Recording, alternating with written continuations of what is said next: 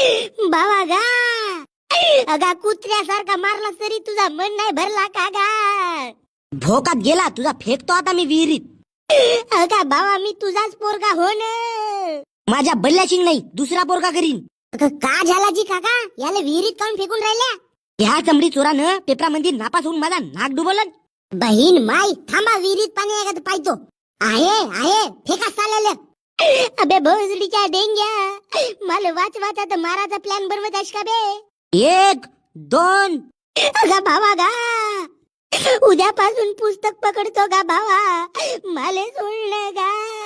काकाजी हा सोळा म्हणत आहे सोळा याला विहिरी मंदी. आई व मला वाचवायला येन व माझ्या बापाने राक्षसाचा रूप धरलं व. तर का झाला जी काकाजी?